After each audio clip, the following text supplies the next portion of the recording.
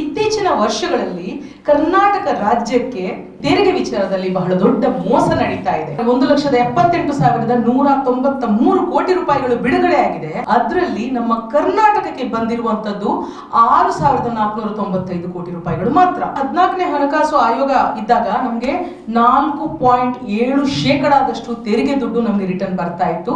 ನಮಗೆ ಇವಾಗ 15ನೇ ಹಣಕಾಸು ಆಯೋಗದ ಒಂದು ಶಿಫಾರಸಿನ ಮೇಲೆಗೆ ಕೊಡ್ತಾ ಇರುವಂತದ್ದು 3.6% ದುಡ್ಡು ಮಾತ್ರ. 15ನೇ ಹಣಕಾಸು ಆಯೋಗ ಏನಿದೆಯಲ್ಲ, ಲೇಟೆಸ್ಟ್ ಜನಸಂಖ್ಯೆ 2011 ಜನಸಂಖ್ಯೆಯ ಗಣತಿಯ ಆಧಾರದ ಮೇಲೆ ಕೊಡ್ಲಿಕ್ಕೆ ಶುರು ಮಾಡಿತು. ಅಲ್ಲಿ ಶುರುವಾಗಿದ್ದೇ ನಮಗೆ ಮೋಸ. ನಾವು ಕೇಂದ್ರದವರ ಮಾತುಗಳನ್ನ ಕೇಳಿಕೊಂಡು ಜನಸಂಖ್ಯಾ ಸ್ಫೋಟವನ್ನ ಕಡಿಮೆ ಮಾಡಿಕೊಂಡ್ವಿ. ತಕ್ಕುದಾದಂತಹ ಕುಟುಂಬ ಯೋಜನೆಗಳನ್ನ ಕಡ್ಡಾಯವಾಗಿ ಪಾಲಿಸಿದ್ವಿ. ಜನಸಂಖ್ಯಾ ನಿಯಂತ್ರಣನ ಹತೋಟಿಯಲ್ಲಿದ್ವಿ. ಇವಾಗ ನೀವು ಕಡಿಮೆ ಜನ ಅಲ್ವಾ, ನಿಮ್ಗೆ ತಗೊಳ್ಳಿ ಕಡಿಮೆ ದುಡ್ಡು. ಬಿಹಾರಕ್ಕೆ ಸಿಕ್ಕಿರುವಂತದ್ದು 17,921 ಕೋಟಿ ರೂಪಾಯಿಗಳು ಮತ್ತು ರಾಜಸ್ಥಾನಕ್ಕೆ 10,737 ಕೋಟಿ ರೂಪಾಯಿ. ನಮಗೆ 6,498 ಕೋಟಿ ರೂಪಾಯಿ ಮಾತ್ರ. ನಾವು ಅವರಿಂದ ಕೇಳ್ತಾ ಇಲ್ಲ, ನಮ್ಮ ದುಡ್ಡನ್ನು ನಾವು ಕೇಳ್ತಾ ಇದೀವಿ, ಅದನ್ನು ಕೊಡ್ತಾ ಇಲ್ಲ. ಬೇಟಿ ಬಚಾವ್ ಮತ್ತು ಬೇಟಿ ಪಡಾವೋಗೆ 1 ರೂಪಾಯಿ ನಮ್ಮ ರಾಜ್ಯ ಸರ್ಕಾರಕ್ಕೆ ದುಡ್ಡು ಬಂದಿಲ್ಲ. ಸದನದ ಸಮಿತಿ ಒಂದು ರಿಪೋರ್ಟ್ ಕೊಟ್ಟಿದೆ.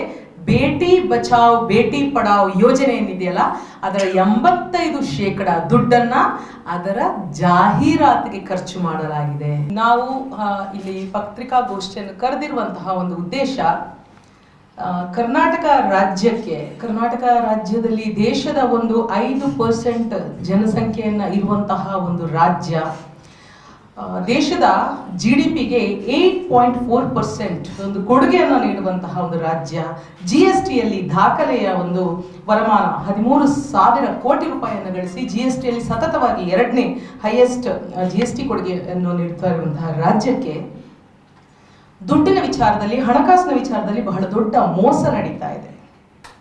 ಇದು ಮೋಸ ಹೌದಾ ಅಲ್ವಾ ಅಂತ ನೀವು ಆಮೇಲೆ ಹೇಳ್ಬೇಕು. ನಾನು ಜಸ್ಟ್ ನಿಮ್ಗೆ ವಿಚಾರ ತಿಳಿಸ್ತೀನಿ, ನಿಮಗೆ ಗೊತ್ತಾಗುತ್ತೆ ಏನ್ ನಡೀತಾ ಇದೆ ಅಂತ. ಯಾಕಂತ ಹೇಳಿದ್ರೆ ನಮ್ದು ಒಂದು ಹಲವು ರಾಜ್ಯಗಳ ಒಕ್ಕೂಟ.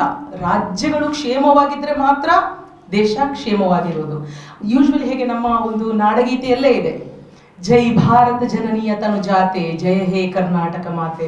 ನಮ್ಮ ಭಾರತವನ್ನ ಮಾತೆ ಅಂತ ಹೇಳ್ತೀವಿ, ನಮ್ಮ ಕರ್ನಾಟಕ ರಾಜ್ಯವನ್ನ ತನುಜೆ ಅಂತ ಹೇಳ್ತೀವಿ, ಅದರ ಮಗಳು ಅಂತ ಹೇಳ್ತೀವಿ. ಸೊ ತಾಯಿ ಮಗಳ ಬಾಂಧವ್ಯವನ್ನ ನಾವು ಅದನ್ನ ತುಂಬಾ ವಿನೀತವಾಗಿ ನಮ್ಮ ಒಂದು ನಾಡಗೀತೆಯಲ್ಲೇ ಒಪ್ಕೊಂಡು ಬಿಟ್ಟಿದ್ದೀವಿ. ಬೇರೆ ಯಾವ ರಾಜ್ಯದಲ್ಲೂ ಆ ರೀತಿಯ ಒಂದು ಸರೆಂಡರ್ ಭಾವ, ಬೇರೆ ರಾಜ್ಯದಲ್ಲಿ ನಮ್ಮ ನಾಡಗೀತೆಯ ಸರೆಂಡರ್ ವಿನೀತ ಭಾವ ಎಲ್ಲೂ ಕಾಣೋದಿಲ್ಲ ಅಷ್ಟು. ಮತ್ತೆ ಇನ್ನೊಂದು, ಆ ವಿನೀತ ಭಾವ ಮಾತ್ರ ಅಲ್ಲ, ಅದನ್ನ ಪಾಲಿಸ್ಕೊಂಡು ಬಂದಿದ್ದೀವಿ ಕೂಡ ನಾವು. ಆದ್ರೆ ಇತ್ತೀಚಿನ ವರ್ಷಗಳಲ್ಲಿ ಕರ್ನಾಟಕ ರಾಜ್ಯಕ್ಕೆ ಹಣಕಾಸು ವಿಚಾರದಲ್ಲಿ, ವಿಶೇಷವಾಗಿ ತೆರಿಗೆ ವಿಚಾರದಲ್ಲಿ ಬಹಳ ದೊಡ್ಡ ಮೋಸ ನಡೀತಾ ಇದೆ. ಇತ್ತೀಚೆಗೆ 28 ದೇಶಗಳಿಗೆ ಒಕ್ಕೂಟ ಸರ್ಕಾರದ ಹಣ ಬಿಡುಗಡೆಯಾಗಿದೆ. 1,78,193 ಕೋಟಿ ರೂಪಾಯಿಗಳು ಬಿಡುಗಡೆ ಆಗಿದೆ. ಅದರಲ್ಲಿ ನಮ್ಮ ಕರ್ನಾಟಕಕ್ಕೆ ಬಂದಿರುವಂತದ್ದು 6,495 ಕೋಟಿ ರೂಪಾಯಿಗಳು ಮಾತ್ರ. ಈ ಒಂದು ವಿದ್ಯಮಾನವನ್ನು ನಾವು ಗಮನಿಸುವಾಗ ಯಾಕೆ ಇಷ್ಟು ಕಡಿಮೆ? ಒಂದು ವಿಚಾರ ಹೇಳಬೇಕು. ನಾವು 1 ರೂಪಾಯಿ ತೆರಿಗೆ ಹಣವನ್ನ ಇಲ್ಲಿಂದ ಕಲೆಕ್ಷನ್ ಮಾಡಿ, ಸಂಗ್ರಹ ಮಾಡಿ ಕೇಂದ್ರಕ್ಕೆ ಕೊಟ್ರೆ ನಮಗೆ ತಿರುಗಿ ಕೊಡುವಂಥದ್ದು 15 ಪೈಸೆ ರೂಪಾಯಿಗಳು ಮಾತ್ರ. 1 ರೂಪಾಯಿ ನಾವು ಅವರಿಗೆ ಕಲೆಕ್ಷನ್ ಮಾಡಿ ಕೊಟ್ರೆ ನಮಗೆ ಬರುವಂಥದ್ದು 15 ಪೈಸೆ. ಆದ್ರೆ ಉತ್ತರ ಪ್ರದೇಶಕ್ಕೆ 333 ಪೈಸೆ ರೂಪಾಯಿಗಳನ್ನು ಕೊಡ್ತಾರೆ, ಜಾರ್ಖಂಡ್ಗೆ 300 ಪೈಸೆಗಳನ್ನು ಕೊಡ್ತಾರೆ. ಅಂದ್ರೆ ಅವರು 1 ರೂಪಾಯಿ ಕಲೆಕ್ಷನ್ ಮಾಡಿ ಕೊಟ್ಟರೆ ಅವ್ರಿಗೆ ತಿರುಗಿ 3 ರೂಪಾಯಿ. ಯಾಕೆ ಈ ಅನ್ಯಾಯ ನಡೀತಾ ಇದೆ? ಮೊದಲೆಲ್ಲ 14ನೇ ಹಣಕಾಸು ಆಯೋಗ ಇದ್ದಾಗ ನಮ್ಗೆ 4.7% ತೆರಿಗೆ ದುಡ್ಡು ನಮ್ಗೆ ರಿಟರ್ನ್ ಬರ್ತಾ ಇತ್ತು. ಆದ್ರೆ ನಮಗೆ ಇವಾಗ 15ನೇ ಹಣಕಾಸು ಆಯೋಗದ ಒಂದು ಶಿಫಾರಸಿನ ಮೇಲೆಗೆ ಕೊಡ್ತಾ ಇರುವಂತದ್ದು 3.6% ದುಡ್ಡು ಮಾತ್ರ. ಯಾಕೆ ಇದು ನಡೆಯಿತು? ಮೊದಲನೇದಾಗಿ ಈ ಒಂದು ಮೋದಿ ಸರ್ಕಾರ ಅಂತ ಏನ್ ಹೇಳ್ತೀವಿ, ಅವ್ರು ಬಂದ ಕೂಡ್ಲೇನೆ ಫಸ್ಟ್ ಮಾಡಿರುವಂತದ್ದು ಯೋಜನಾ ಆಯೋಗವನ್ನ ರದ್ದುಪಡಿಸಿ ನೀತಿ ಆಯೋಗವನ್ನ ಚಾಲ್ತಿಗೆ ತಂದ್ರು. ನೀತಿ ಆಯೋಗ ಬಂದಾಗ ನಮ್ಗೆಲ್ರಿಗೂ ತುಂಬಾ ಖುಷಿ. ನಾವೆಲ್ಲ ಒಂದು ಸ್ಟೂಡೆಂಟ್ ಫೇಸ್ ಅಲ್ಲಿ ಇದ್ವಿ, ಪುಟ್ಟಗಟ್ಟಲೆ ಎಸ್ಸೆಗಳನ್ನು ಬರೆದಿದ್ದೀವಿ. ವಿಕೇಂದ್ರೀಕರಣ, ಎಲ್ಲ ರಾಜ್ಯಗಳಲ್ಲಿ ಇನ್ನು ಸಮೃದ್ಧಿಯ ಹಣದ ಹೊಳೆ ಹರಿಯುತ್ತದೆ, ಎಲ್ಲರಿಗೂ ವಿಂಗಡಣೆ ಆದಂತ ಒಂದು ಹಂಚಿ ತಿನ್ನುವಂತಹ ಒಂದು ಹೊಸ ಯೋಜನೆ ಇದು ಅಂತ. ಆದ್ರೆ ಇವಾಗ ಎಲ್ಲಿ ನಡೀತಾ ಇದೆ, ಈ ನೀತಿ ಆಯೋಗದ ಶಿಫಾರಸು ಆಯ್ತು, ಹಣಕಾಸು ಆಯೋಗ ಬಂತು. ಹಣಕಾಸು ಆಯೋಗ ಬಂದ ಮೇಲೆ ಜನಸಂಖ್ಯೆಗೆ ಅನುಗುಣವಾಗಿ ತೆರಿಗೆ ಕೊಡಬೇಕು ಅಂತ ಆಯ್ತು. ಜನಸಂಖ್ಯೆಗೆ ಅನುಗುಣವಾಗಿ ಅಂದ್ರೆ ಅದುವರೆಗಿನ ಹಣಕಾಸು ಆಯೋಗಗಳು 1971ರ ಜನಗಣತಿಯ ಮೇಲೆಗೆ ನಮ್ಗೆ ದುಡ್ಡು ಕೊಡ್ತಾ ಇದ್ರು. ಆದ್ರೆ 15ನೇ ಹಣಕಾಸು ಆಯೋಗ ಏನಿದೆಯಲ್ಲ, ಲೇಟೆಸ್ಟ್ ಜನಸಂಖ್ಯೆ 2011ರ ಜನಸಂಖ್ಯೆಯ ಗಣತಿಯ ಆಧಾರದ ಮೇಲೆ ಕೊಡ್ಲಿಕ್ಕೆ ಶುರು ಮಾಡಿತು. ಅಲ್ಲಿ ಶುರುವಾಗಿದ್ದೇ ನಮಗೆ ಮೋಸ. ನಾವು ಕೇಂದ್ರದವರ ಮಾತುಗಳನ್ನು ಕೇಳಿಕೊಂಡು ಜನಸಂಖ್ಯಾ ಸ್ಫೋಟವನ್ನು ಕಡಿಮೆ ಮಾಡಿಕೊಂಡ್ವಿ, ಅದಕ್ಕೆ ತಕ್ಕುದಾದಂತಹ ಕುಟುಂಬ ಯೋಜನೆಗಳನ್ನು ಕಡ್ಡಾಯವಾಗಿ ಪಾಲಿಸಿದ್ವಿ, ಜನಸಂಖ್ಯಾ ನಿಯಂತ್ರಣನ ಹತೋಟಿಯಲ್ಲಿಟ್ವಿ. ಇವಾಗ ನೀವು ಕಡಿಮೆ ಜನ ಅಲ್ವಾ, ನೀವು ತಗೊಳ್ಳಿ ಕಡಿಮೆ ದುಡ್ಡು.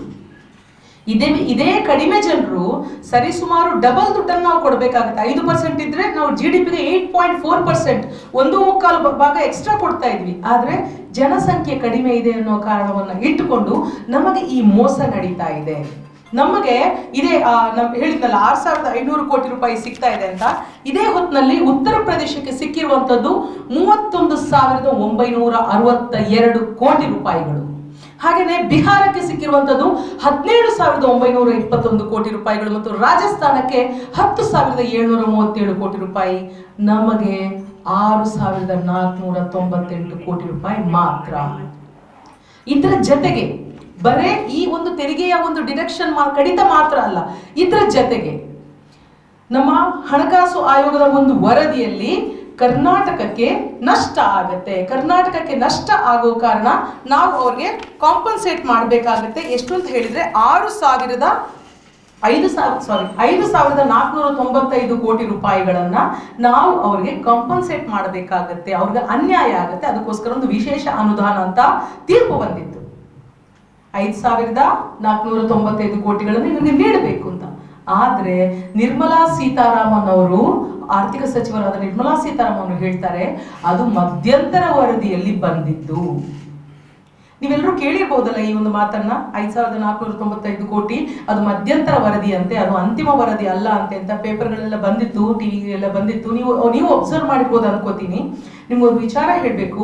14ನೇ ಹಣಕಾಸು ಆಯೋಗದ ಸದಸ್ಯರನ್ನ ನಾವು ಖುದ್ದು ಇಂಟರ್ವ್ಯೂ ಮಾಡಿದಾಗ ಅವ್ರು ಹೇಳಿದಂತ ವಿಚಾರ, ಮಧ್ಯಂತರ ವರದಿ ಅನ್ನುವಂತಹ ಒಂದು ಕಾನ್ಸೆಪ್ಟೇ ಹಣಕಾಸು ಆಯೋಗದ ವರದಿಯಲ್ಲಿ ಇರಲಿಲ್ಲ. ಮೊದಲನೇದು ಅವ್ರು ಏನ್ ಹೇಳಿದ್ರು, ಅವಾಗ ರಷ್ಯಾ ಉಕ್ರೇನ್ ಯುದ್ಧದ ಸಂಭವ, ಹಾಗೆಯೇ ಅಮೆರಿಕಾದಲ್ಲಿ ರಿಸೆಷನ್ ನಡೀತಾ ಇತ್ತು, GST ಬಂದಿರೋದಷ್ಟೇ, ಒಮ್ಮೆಗೆ 5 ವರ್ಷ ನಮ್ಗೆ ಲೆಕ್ಕ ಹಾಕಕ್ಕೆ ಕಷ್ಟ ಆಗುತ್ತೆ. ಅದಕ್ಕೋಸ್ಕರ ಫಸ್ಟ್ ಮೊದಲನೇದು 1 ವರ್ಷದ್ದು ಕೊಡಿ, 2021 ಕೊಡಿ, ಆಮೇಲೆ ಉಳಿದ 4 ವರ್ಷದ ಒಟ್ಟಿಗೆ ಕೊಡಿ. ಮಧ್ಯಂತರ ಅಂತ ಹೇಳಲಿಲ್ಲ. 1 ವರ್ಷದ ಫಸ್ಟ್ ಲೆಕ್ಕಾಚಾರ ಮಾಡಿ, ನೆಕ್ಸ್ಟ್ 4 ವರ್ಷದ ಆಮೇಲೆ ಲೆಕ್ಕಾಚಾರ ಮಾಡಿ ಅಂತ ಹೇಳಿದ್ರು. ಫಸ್ಟ್ ತೀರ್ಪಿನಲ್ಲಿ ಹೇಳಿದ್ರು 5,495 ಕೋಟಿ ಕರ್ನಾಟಕಕ್ಕೆ ವಿಶೇಷ ಅನುದಾನ ಕೊಡಬೇಕು ಅಂತ. ನಿರ್ಮಲಾ ಸೀತಾರಾಮನ್ ಅವರು ಮಧ್ಯಂತರ ವರದಿ ಅಂತ ಸುಳ್ಳು ಹೇಳಿದ್ದಾರೆ. ನನಗೆ ಅವರು ಏನ್ ಹೇಳಿದ್ದಾರೆ, ಅವರ ಮೇಲೆ ಅಪವಾದ ಹಾಕೋದು ನನ್ನ ಈ ಒಂದು ಮಾತಿನ ಗುರಿಯಲ್ಲ. ನನ್ನ ವೆರಿ ಕ್ಲಿಯರ್ ಒಂದು ಉದ್ದೇಶ. ಈ ಪತ್ರಿಕಾಗೋಷ್ಠಿ ಕರೆದಿರುವಂತದ್ದು ನಮ್ಮ ಮಾನ್ಯ ಮುಖ್ಯಮಂತ್ರಿ ಸಿದ್ದರಾಮಯ್ಯ ಅವರು ಕೂಡ ಈ ಬಗ್ಗೆ ಅನೇಕ ರಾಜ್ಯಗಳಿಗೆ ಪತ್ರ ಬರೆದಿದ್ದಾರೆ. ಕೃಷ್ಣ ಬೈರೇಗೌಡ ಅವರು ಕೂಡ ತುಂಬಾ ಈ ವಿಚಾರವಾಗಿ ಮಾತಾಡ್ತಾ ಇದ್ದಾರೆ, ನಮ್ಮ ತೆರಿಗೆ ನಮ್ಮ ಹಕ್ಕು ಅಂತ. ನಮ್ಮ ಉದ್ದೇಶ, ನಮ್ಮ ರಾಜ್ಯಕ್ಕೆ ಅನ್ಯಾಯ ಆಗ್ಲಿಕ್ಕೆ ನಾವು ಬಿಡಕೂಡ್ದು. ನಮ್ಮ ಮನೆಗೆ ನೋಡಿ, ನಾವೇ ಮನೆಯೊಳಗೆ, ನಮ್ಮ ಒಂದು ಕುಟುಂಬದೊಳಗೆ 1,000-2,000 ರೂಪಾಯಿ, 50,000, 1 ಲಕ್ಷಕ್ಕೋಸ್ಕರ ಏನೇನೆಲ್ಲ ಕಲಹ ಮಾಡಿ ಬಿಡ್ತೀವಿ. ಗೊತ್ತಲ್ವಾ? ಸಂಬಂಧಗಳನ್ನೇ ಧಿಕ್ಕರಿಸ್ಬಿಟ್ಟು ಹಣಕ್ಕೋಸ್ಕರ, ಜಸ್ಟ್ ಅಷ್ಟು ಸಣ್ಣ ದುಡ್ಡುಗೋಸ್ಕರ. ಅಂಥದ್ರಲ್ಲಿ ಇಡೀ ರಾಜ್ಯ ನಿರ್ನಾಮ ಆಗುವ ರೀತಿಯಲ್ಲಿ, ರಾಜ್ಯದ ಆರ್ಥಿಕತೆ ಕುಸಿತ ಹಳ್ಳ ಹಿಡಿತದೆ ಅಂತ ಹೇಳಿದ್ರೆ ಆ ರಾಜ್ಯ ನಿರ್ನಾಮದ ಅವನತಿಯತ್ತ ಸಾಗಬೇಕಾಗತ್ತೆ. ಅದು ನಾವು ಅವರಿಂದ ಕೇಳ್ತಾ ಇಲ್ಲ, ನಮ್ಮ ದುಡ್ಡನ್ನು ನಾವು ಕೇಳ್ತಾ ಇದೀವಿ, ಅದನ್ನೂ ಕೊಡ್ತಾ ಇಲ್ಲ. ಹೋಗ್ಲಿ ಬಿಡಿ, ಅದಾಯ್ತು. ಅದರ ಮೇಲೆ ನಮಗೆ ಬೆಂಗಳೂರಿನಲ್ಲಿ ಫೆರಿಫೆರಲ್ ರೋಡ್ಗೆ 3,000 ಕೋಟಿ ರೂಪಾಯಿ ಫೆರಿಫೆರಲ್ ರಸ್ತೆಗೆ ಕೊಡ್ತೀವಿ ಅಂತ ಹೇಳಿದ್ರು, ಅದನ್ನ ಕೊಡ್ಲಿಲ್ಲ. ಹಾಗೇನೆ ಜಲಮೂಲಗಳ ಅಭಿವೃದ್ಧಿ ಮತ್ತು ಕೆರೆಗಳ ಸಂರಕ್ಷಣೆಗೆ 3,000 ಕೋಟಿ ರೂಪಾಯಿ ಕೊಡ್ತೀವಿ ಅಂತ ಹೇಳಿದ್ರು, ಅದನ್ನು ಕೊಡ್ಲಿಲ್ಲ. ಇದೆಲ್ಲದರಿಂದಾಗಿ ರಾಜ್ಯದ ಹಣಕಾಸಿಗೆ ನಮಗೆ ಕೊಡಬೇಕಾಗಿರುವಂತಹ ದುಡ್ಡು, ನಮಗೆ ಬರಬೇಕಾಗಿರುವಂತಹ ದುಡ್ಡು ಬಾರದೇನೆ ಬಹಳ ತೀವ್ರಗತಿ ಒಂದು ನಷ್ಟ ಸಂಭವಿಸಿದೆ. 2020-21ರಲ್ಲಿ ನಾವು ನೆರೆ ಪರಿಹಾರ ಅಂತ ಕೇಳಿದ್ವಿ. ನಾವಿವಾಗ ಅಷ್ಟೆಲ್ಲ ದುಡ್ಡು ಕೊಡೋದೇನಕ್ಕೆ? ನಾವು ತೆರಿಗೆ ಮಾಡಿ ಒಕ್ಕೂಟ ಸರ್ಕಾರದ ಒಂದು ಆಶಯ ಏನು? ಏನಾದ್ರೂ ವಿಪರೀತದ ಸಂದರ್ಭಗಳು ಬಂದಾಗ ಕೇಂದ್ರ ಅವರ ನೆರವಿಗೆ ಧಾವಿಸಬೇಕಾಗುತ್ತೆ. ರೆಗ್ಯುಲರ್ ಆಗಿ ನಾವೆಲ್ಲ ತೆರಿಗೆ ಕಲೆಕ್ಷನ್ ಮಾಡಿ ಅವ್ರಿಗೆ ಕೊಡ್ತಾ ಇರ್ತೀವಿ. ನೆರೆ ಪರಿಹಾರ ಅಂತ ನಾವು 7,476 ಕೋಟಿ ಆ ಸಮೀಕ್ಷೆ ಮಾಡಿ ಕೇಳಿದ್ರೆ ನಮಗೆ ಕೊಟ್ಟಿರುವಂಥದ್ದು ಬರೀ 918 ಕೋಟಿ ರೂಪಾಯಿ. ಹಾಗೆಯೇ ಕೇಂದ್ರ ಪುರಸ್ಕೃತ ಯೋಜನೆಗಳಾದ ಕೆಲವೊಂದು ಯೋಜನೆಗಳಿಗೆ ಸುಮಾರು 65 ಯೋಜನೆಗಳಿಗೆ 1 ರೂಪಾಯಿ ದುಡ್ಡು ಕೊಟ್ಟಿಲ್ಲ. ಎಲ್ಲ ಬಿಡಿ, ಬೇಟಿ ಬಚಾವ್ ಬೇಟಿ ಪಡಾವ್ ಅನ್ನುವಂಥದ್ದು ಕೇಂದ್ರ ಸರ್ಕಾರದ ಬಹಳ ದೊಡ್ಡ ಘೋಷಣೆ. ನಿಜವಾಗ್ಲೂ ಘೋಷಣೆ ತುಂಬಾ ಚೆನ್ನಾಗಿದೆ. ಆ ಘೋಷಣೆ ಬಂದಾಗ ಎಲ್ರಿಗೂ ಖುಷಿ ಆಗಿತ್ತು ಕೂಡ.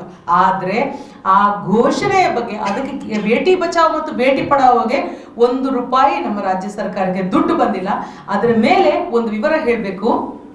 ಸದನದ ಸಮಿತಿ ಒಂದು ರಿಪೋರ್ಟ್ ಕೊಟ್ಟಿದೆ.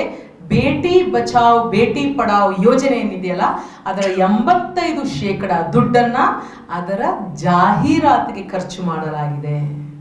ಎಂತಹ ವಿಪರ್ಯಾಸ ಇದು! ಅಷ್ಟು ಶ್ರೇಷ್ಠವಾದಂತಹ ಒಂದು ತತ್ವ ತಗೊಂಡು ಬಂದಿದ್ದಾರೆ ಬೇಟಿ ಪಡಾವೋ ಬಚಾವೋ ಅಂತ. ನಾನು ಅದನ್ನ ಬೇರೆ ಅದಕ್ಕೆ ಆಯಾಮಗಳಲ್ಲಿದ್ದಾವೆ, ಬೇಟಿಗಳನ್ನು ಇವರು ಹೇಗೆ ನಡೆಸ್ಕೊಂಡಿದ್ದಾರೆ ಅಂತ. ಅದನ್ನೆಲ್ಲ ನಾನು ಟಚ್ ಮಾಡಕ್ಕೆ ಹೋಗಲ್ಲ.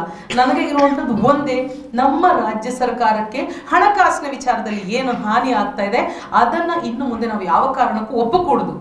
ಆ ಸ್ವಾತಂತ್ರ್ಯ ಸಂಗ್ರಾಮ ಅನ್ನುವಂಥದ್ದು ಏನು ನಡೆದು ಹೋಯ್ತು ನಮ್ಮ ಒಂದು ಸ್ವಾತಂತ್ರ್ಯಕ್ಕೆ, ಇದು ಮತ್ತೆ ಅಂಥದೇ ಒಂದು ಬಿಕ್ಕಟ್ಟು, ಹಣಕಾಸಿನ ಒಂದು ಸ್ವಾತಂತ್ರ್ಯ ಒಂದು ಸಂಗ್ರಾಮದ ರೀತಿಯಲ್ಲಿ ಅಂತ ಒಂದು ಬಿಕ್ಕಟ್ಟಿನ ಪರಿಸ್ಥಿತಿ ಇವಾಗ ನಿರ್ಮಾಣ ಆಗಿದೆ.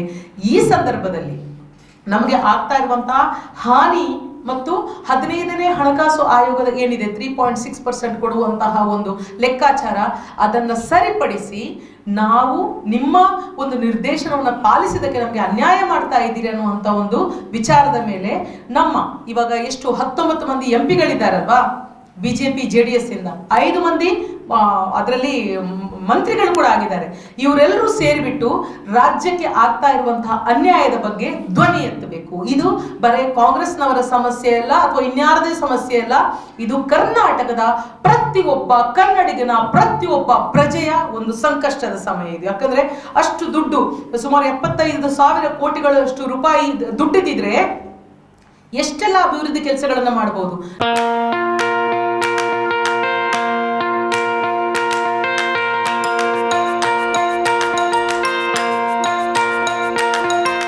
Dr. M.V. Shetty Institutions, Mangalore, empowering dreams and achieving greatness since 1985. Dr. M.V. Shetty College prides itself in its history of 38 years. It undertook path-breaking initiatives in Indian higher education with the introduction of innovative and modern curricula, insistence on academic discipline, imparting of holistic education, and adoption of global higher education practices with the support of creative and dedicated staff. First private college in Karnataka offering diverse healthcare programs offers you multiple of courses.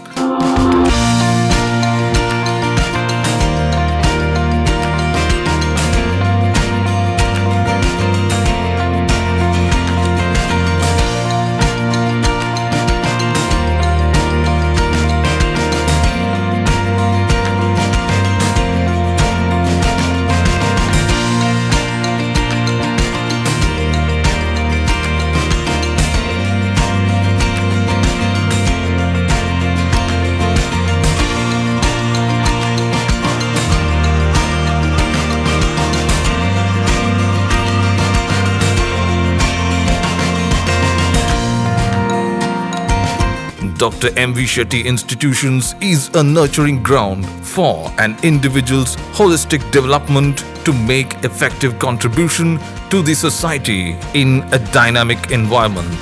Dr. M.V. Shetty Institutions, Kavu Road, Vidyanagar, Mangalore, Karnataka, 575013.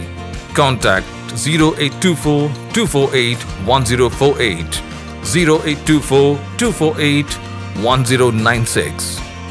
Website www.mvshettycolleges.edu.in.